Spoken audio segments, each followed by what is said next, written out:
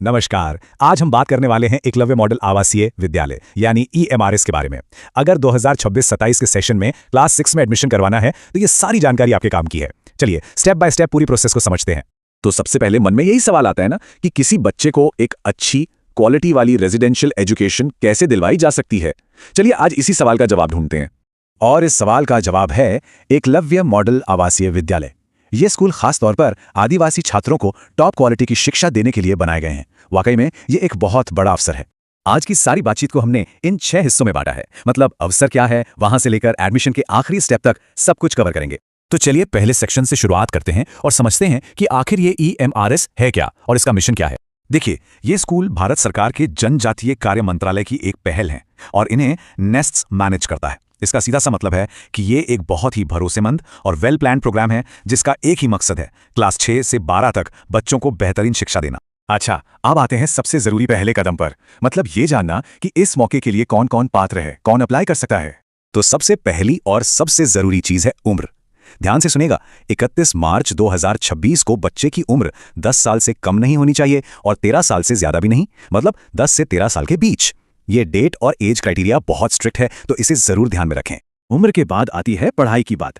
Candidate का class 5th पास होना जरूरी है। और हाँ, एक बहुत ही अच्छी बात यह है कि जो बच्चे फॉर्मल स्कूल नहीं गए, मतलब घर पर ही पढ़ाई की है, वो भी एक सेल्फ डिक्लेरेशन देकर अप्लाई कर सकते हैं। लेकिन एक बात साफ है, अगर किसी बच्चे को किसी भी स्कूल से निकाला गया हो तो वो अप्लाई नहीं कर पाएगा। चलिए अब आगे बढ़ते हैं और समझते हैं कि सीटों का रिजर्वेशन यानी आरक्षण कैसे होता है। ये जानना बहुत जरूरी है कि सीटें किस किस को और कैसे मिलती हैं। हर क्लास में टोटल 60 सीटें होती हैं और इन 60 सीटों का बंटवारा कैसे होता है वो समझना बहुत जरूरी है। सबसे बड़ा हिस्सा यानी 80% सीटें सीधे सीधे अनुसूचित जनजाति के बच्चों के लिए हैं। इसके अलावा भी पीवीटीजी और डीएनटी जैसे दूसरे समुदायों के लिए भी सीटें रिजर्व्ड हैं। मतलब कोशिश ये है कि हर जरूरतमंद तक ये मौका पहुंचे। अब आप सोच रहे होंगे कि ये पीवीटीजी क्या है, तो इसका पूरा नाम है पर्टिकुलरली वल्नरेबल ट्राइबल ग्रुप, यानी विशेष रूप से कमजोर जनजातीय समूह। ये कुछ ऐसे आदिवासी समुदायों के लिए एक खास पहचान है जिन्हें और ज्यादा सपोर्ट की जरूरत होती है। और हाँ, रिजर्वेशन में एक और बात है, सीटों को ज्योग्राफिकल प्रायोरिटी भी दी जाती है। जैसा कि आप इस टेबल में देख सकते हैं, सबसे ज्यादा प्राथमिकता उस एरिया के ब्लॉक के बच्चों को मिलती है, फिर जिले को और उसके बाद राज्य को। इससे यह पक्का होता है कि स्थानीय समुदायों को पूरा फायदा मिले। इसी के साथ साथ दिव्यांग बच्चों के लिए भी 5% का हॉरिजॉन्टल रिजर्वेशन है, यानी 7 में से 3 सीटें उनके लिए हैं।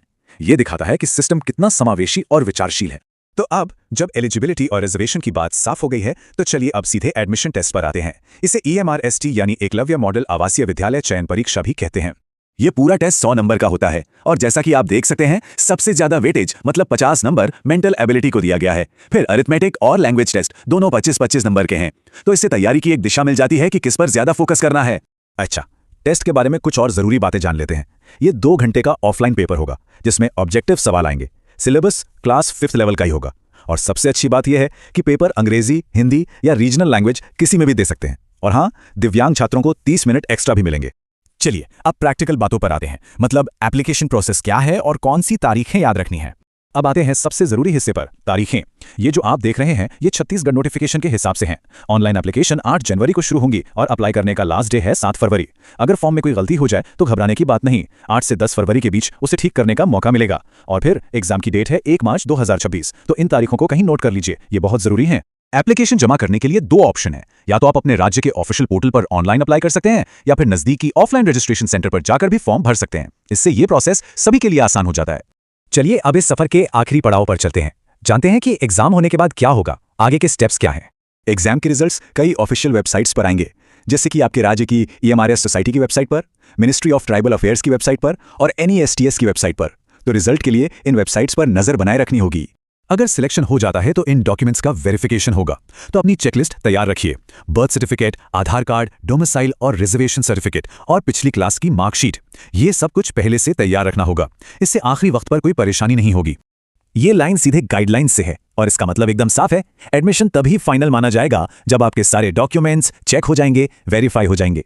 इसीलिए हमारी सलाह यही है कि सारे कागजात पहले से ही तैयार रखें ताकि आखिरी मौके पर कोई भाग दौड़ ना हो।